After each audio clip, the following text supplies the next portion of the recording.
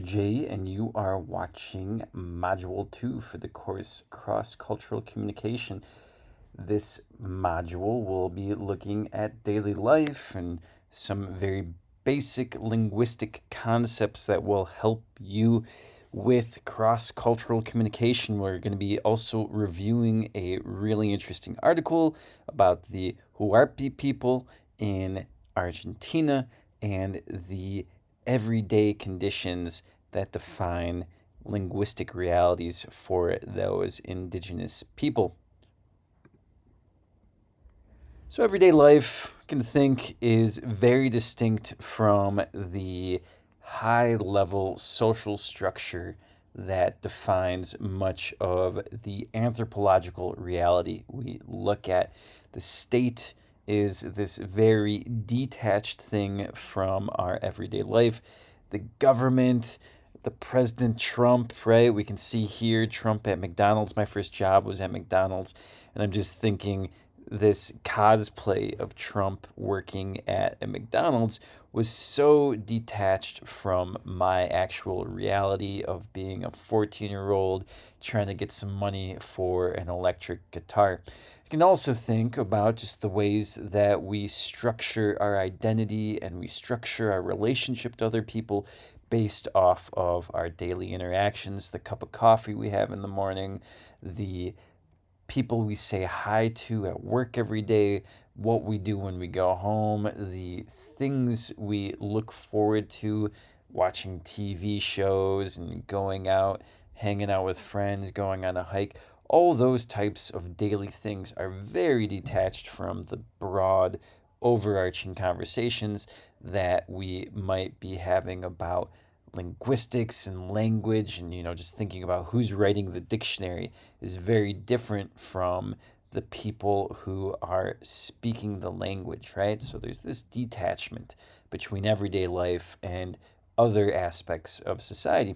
And also, Trump is not an everyday person. Never really was. He was born into a millionaire family. He's been a billionaire. He's a two-time president. He is really detached from our everyday considerations. Similarly, when we're talking about cross-cultural communication, we got to understand how overarching social structures are detached from the everyday experiences that people might have within those social structures. Going and looking at some very technical aspects of language, day-to-day pronunciation, day-to-day language use is really predicated on phonetics. The word phonetics, and this is just pulled from the internet, a nice, great definition pulled from the internet. The word phonetics originates from the Greek word phoneticus, meaning vocal. Phoneticus itself derives from the Greek word phone, phone, which signifies voice or sound. In English, the word phonetics is used to describe the scientific study of speech, sounds, including their production, perception, and how they're used in language. And here we can see just some different ways that our very elaborate vocal structure, our voice creation machine that is the human looks. So we have a soft palate, we have a nasal cavity. Think about all the sounds in Brazilian Portuguese, for example. You have a lot of sounds that go through your nose. I'm a Midwesterner speaking English with a Midwestern accent. We have a very nasal accent as well. You can think about the tongue, different parts of the tongue. Just if you speak along with me, if you read any of the words on this screen, your tongue is moving and shaping and bumping against different parts of your mouth. And here we even have, if we look at the one position on this screen where it's thinking about the way we make a whistle, opposed to that 9 position if we want to make a noise all the way back in the 9 spot, right? It's a noise we generally don't make unless we're like really angry or yelling or something like that. But those are very different sounds, very different tones. And when we combine them all in this very complex linguistic structure, it is something that's incredibly complex. And actually, I'm looking at, I'm sitting in a chair right now, and I have two parakeets that are singing, and you might be able to hear them in the background. And probably the only animals that have anything close to what humans have, even primates, other primates don't have as complex of a vocal range as we have, are birds, singing birds, songbirds. But humans are really distinct from other mammals in that we have this very elaborate structure that helps us to create all these different sounds. We have unique bones in our ears that allow us to vibrate and allow us to control our sounds. So this is something that's really unique and something to think about when we're talking about cross-cultural communication. Often when we're talking about accents, when we're talking about different languages, it's really coming down to these different positions that we structure our tongue and where we thrust sounds and shapes and things like that. And I won't get into all the different terminologies and what they mean, but you can sort of just assume, looking at where they are within the mouth, what type of sounds they make. Really interesting. If you took a phonetics class, linguistics course, you could do a whole semester, you can get a whole PhD in phonetics. It's a really interesting subject. Look at just some way we can think about phonetic alphabet, looking at how we translate these different sounds into words. This is the NATO phonetic alphabet, so we're looking at translating text into different sounds. A little bit more advanced, but A for alpha, B for Bravo, C for Charlie. I could go through the whole alphabet, but this is when we are in a military setting or like an aircraft setting and we're trying to get call numbers, we're trying to spell things out, and often we need to revert back to these very basic sounding words that align really well with the phonemes that we're using because of our accents. Everybody has a unique accent, and often these terms that are being used, there's only really one clear way to use it.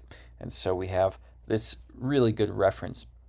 You can look at phonetics versus phonology. So phonetics looks at the descriptive linguistics. It looks at the production, transmission, and the reception of sound. So thinking about the very mechanical aspect of it, right? It does not study one particular language, but in general, it looks at all the different components of language and how they relate to one another.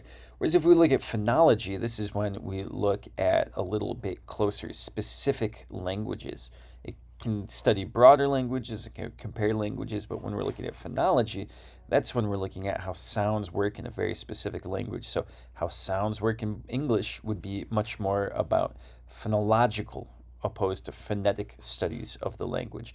And we can see how different sound patterns are produced in different languages. So there's this comparative aspect to it. So they're very closely related, but we can think maybe phonetics is more mechanical and phonological is more language based. So phonetics, anybody can make sounds with their mouth. It doesn't necessarily have to be language.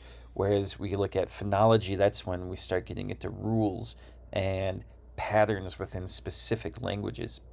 And then we can look at how phonology and phonetics fits into other linguistic categories. We have morphology, the study of word structure, how different languages structure words, how they relate to another is syntax, so sentence structure, how we put verbs and adverbs and nouns together. You can look at semantics, so how meanings are constructed within sentences, so not just how we organize that syntax, but how that syntax produces specific meanings.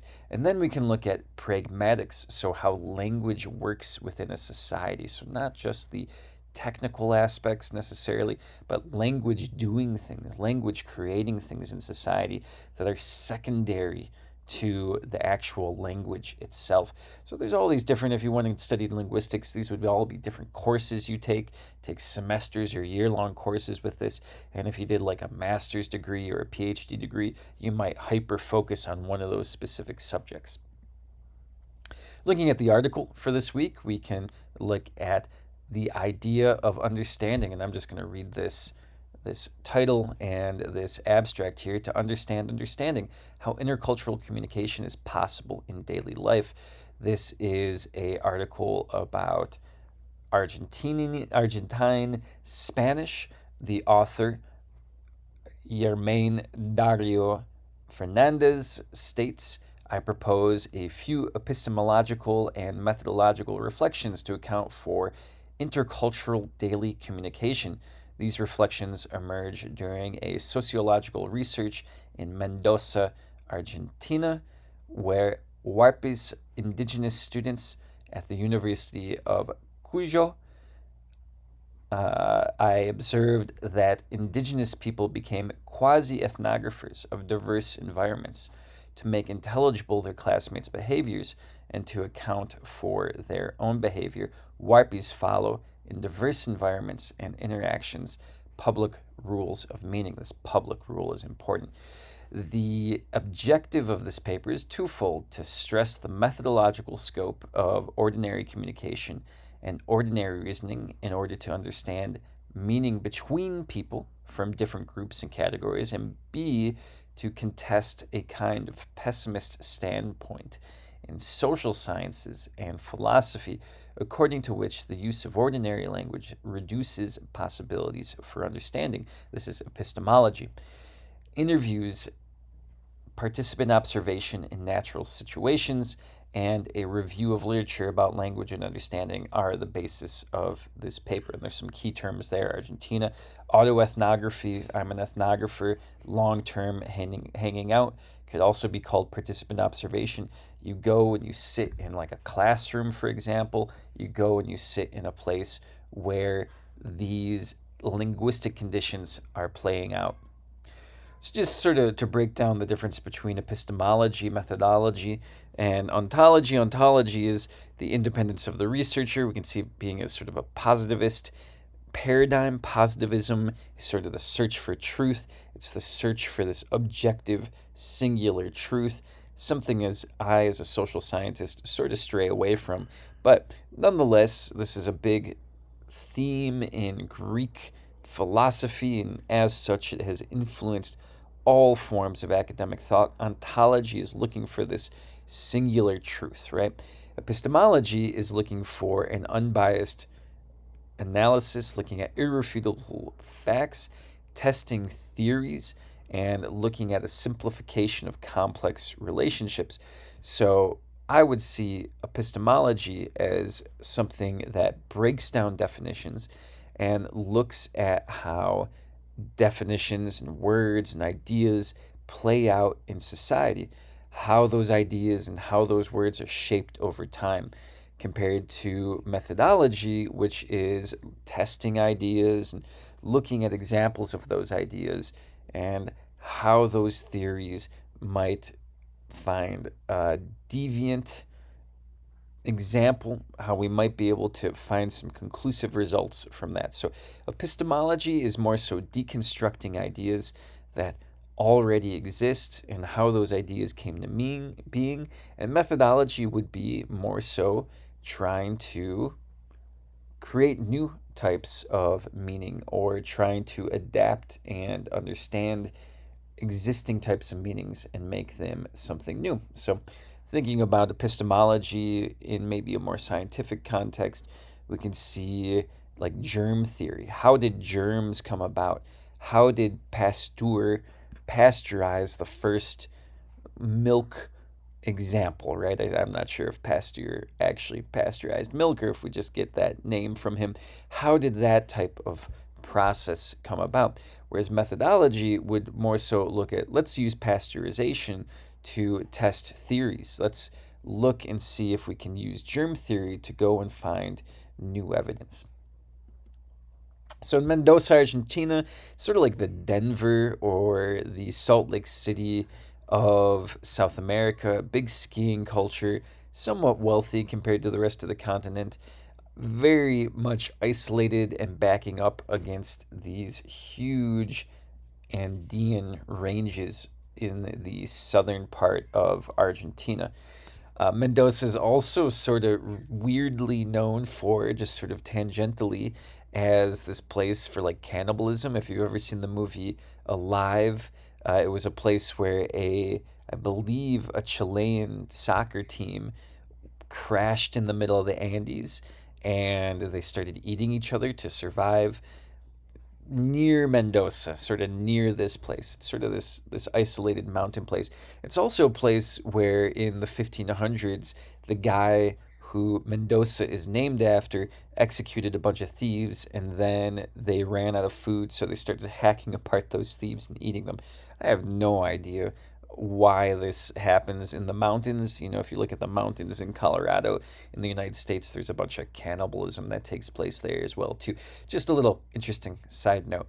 Anyways, the Warpi people are the indigenous group, so they've lived there for 10,000 years, and during the period of colonization, this era of Mendoza and Spanish conquistadors, they were more or less forced onto reservations and enslaved and put into mines, and they still exist as a pretty robust indigenous population nowadays, but they are very much also integrated into the daily life and the identity of Argentina. They're probably the dominant indigenous group in Argentina. They sort of can be found in Chile and other few Andean regions as well. And this is just a quote from this article. The Warpi people, since 2004, 38 young indigenous people endeavored to study in the city of Mendoza. So this is the main group and population that gets discussed in this article. Daily life and university activities were common with people from the city and from different rural areas. So these Warpi indigenous people were interacting now with this pretty large European descendant urban population, and also these sort of descendants of the colonizers. And if you go to this part of the world, genetically, I think it's something like most people have like 10 or 15% of Warpi genetic descent, but they sort of identify with this Spanish culture, and there's been this sort of cultural genocide. Nonetheless, indigenous students, people who have been identifying and living in these sort of rural villages, indigenous villages, found themselves suddenly in an intercultural environment, living and cooperating with people from diverse groups and categories. These indigenous students experienced a challenge that was unexpected for their family and friends. It was the challenge of intercultural daily communication in the city. So coming from the country and going to the city. Understanding in spite of difference and asymmetries at stake is a challenge also for researchers. So understanding is this object of observation. So can we understand the concept of understanding? And the author goes and looks at all these very interesting linguistic peoples, right? So we have Peter Wench. To understand is to make reality intelligible. So translating what we see and observe into words, right? This is a complex process that happens within our brains and within our societies.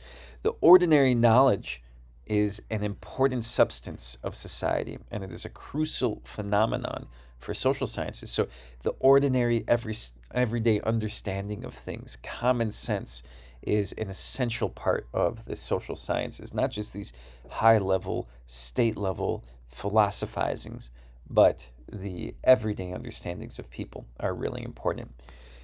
This is a quote or a paraphrase from the article. Replace the word Caesar with indigenous in the following statement. Replace the word Caesar with indigenous or urban people, men, women, poor individuals, middle class members, immigrants, or local inhabitants.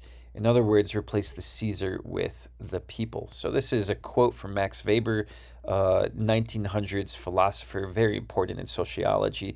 Max Weber, influenced by Wilhelm Dilthey, emphasizes understanding in sociology, but redefines it. So this is like 150 years ago. They're like, what is understanding? And they're all looking for these like very basic definitions. Well, Dilthey sees understanding as psychological empathy, reconstructing another's private intentions. Weber rejects this approach. He argues that incomplete understanding stems from missing information, not a failure to share the same experiences or intentions. As Weber puts it, one need not have been a Caesar in order to understand Caesar. Recapturing an experience can aid understanding, but is not essential.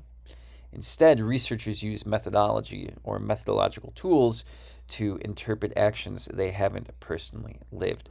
So we're looking and we're trying to understanding, and we have this ability to share, right? And we have this ability to empathize. We have this ability to look into other people's minds. And this is a very human trait. Maybe other animals can do this, but this is really what our language is trying to do. It's trying to transfer our knowledge to other people. It's trying to have our words invade other people's minds. People's understanding is taken for granted in daily life. We just sort of naturalize it. Meaning is use, but it is not a private use. There's a collective use in meaning, a collective sense of understanding that we all share in. Certainly, an individual can observe privately a rule. He can be the only one to follow it. However, the rule, go back here. However, the rule he is following privately must be public from the conduct to be considered intelligible and reasonable. Pierre Bourdieu, another famous sociologist from the 70s and 80s, states it one just needs a practical sense. Bourdieu is very much influenced by this idea of practicality and everyday understanding for each institutional context. So you just need to have sort of a practical understanding of things in order to be able to understand things. You don't have to be an expert really in many things unless it's this highly technical language. This competence allows an actor, an individual, to understand and to decide at a glance and in the very instant how to act in a proper way. So we're programmed, we have a practical sense. Really, what society is constantly trying to encourage us to do is to understand all the rules all at once. Page 377 of the article, there's this really good example from Enzo. I'm just going to read it here. In the present research, Enzo, an Indigenous university student, accounts for how he understands that his accent is different. Thinking about phonetics, thinking about accent. Me with my Wisconsin accent, sometimes it slips out when I'm on the East Coast or when I'm talking to people from Europe. And I just have this accent, right? When you grow up on an indigenous village, you have a different accent from what people grew up with in the city. And this is a quote from Enzo, when we just arrived in Mendoza, we had stronger accent. It caused amazement. To whom? The researcher asks. To professors, to your classmates? Enzo replies, not to professors, in particular to my classmates. When we begin to speak, everyone looked at us. The researcher asks, they just looked at you? Or they also said something? Enzo responds, yes, no. You were in class, you spoke, and then everybody turned to look at you. Later, in the break, they asked you why, where are you from, etc. So that's why we preferred sometimes to keep quiet. Classmates' gestures are evidence for Enzo. He does not say, for instance, my classmates move, but rather he describes their movement as intended actions. Everybody turns and looks at him. So this idea of turning and look conveys all these extra meanings, and even a gesture can be something that is communicative of difference. Another quote here, I have a strong relationship with my father, according to Enzo. I ask him all the time about life in the Warpi community. I'm always trying to understand a bit more. People follow the idea of communitarian land there. That's the concept that people from the city don't understand sometimes. You say, how is it possible? The girl, this is a quote, of course, the girl tries to understand how people live in the community, and at the same time, she tries to understand how people from the city could understand communitarian social organizations.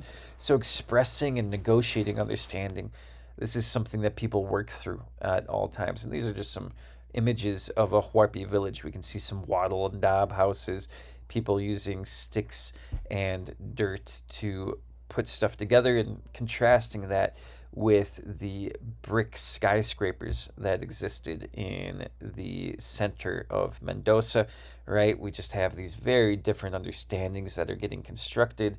You have this sort of desolate sense of life, very precarious out in the village, communitarian, communal.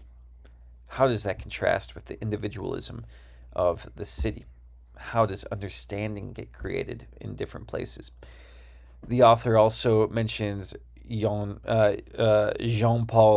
Sartre, who is a very famous French philosopher. This is a quote. Though not a methodologist, Sartre was influenced a subjectivist approach in the social sciences. So, looking at this idea of understanding individual interpretations of the world, he posed a key question: how can people understand each other despite being fundamentally different? Sartre saw meaning as deeply private, authentic only when spoken. When alone, an individual fully controls the meaning of their words, but once expressed to others, language becomes a surface interaction, and meaning escapes the speaker's control. Words take on a life of their own, open to misinterpretation.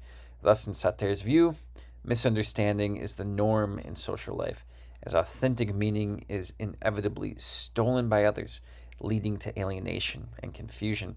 So, once you say something, you lose control of that meaning. People can argue with you, they can look and introduce other ideas and other interpretations of the words that you just said. What you say means less than what people hear. And then the author comes up with some conclusions: how actors understand expressions with shared meanings, some very general questions that we can see about intercultural communication. How do individuals understand shared meanings? How can they reach or not reach consensus about validity of linguistic utterances? What is it meaning when everyone agrees or doesn't agree on things? How does that happen? And then how a context of meaning becomes common for everybody involved. Meaning is a public and visible reality rather than a hidden or secret one. It is located in institutions, conventions, and practices. This is a quote from Vincent here, of course. And then one final example: Enzo learns first how one speaks in the classroom, and then he considers with detachment the urban grammar, right? Here at the city of Mendoza, we indigenous students had to explain all the time what we said. That was embarrassing. It used to happen to me before, not now. Thanks to God, it changed now. Have you ever had the temptation to imitate people from Mendoza, to be like them? The researcher asks. To imitate them? Enzo questions. Yes, to imitate them. I mean, to learn something. To interrupting? No. To avoid being identified as Warpe. Enzo responds, I don't know, maybe. I mean, I found it was a necessity. But on principle, or just because I didn't like it to imitate urban people, I've never wanted to do it. Yes, in fact, my colleagues, other indigenous students, did it fast. They found also that it was a necessity. At the moment, I still speak. I mean, even though I speak louder, clearer, slower than I did, I still speak like people from the country. So, in conclusion, we can see that language is a collective experience. It is something that doesn't just exist in your mind, but it's something that transfers your thoughts to others, and then your thoughts become the thoughts of others. And it is this complex interaction and communication. Language is also constructed in everyday life, and it grows and adapts. It's not just a stable stasis, it's something that can grow and change and evolve over one's lifetime.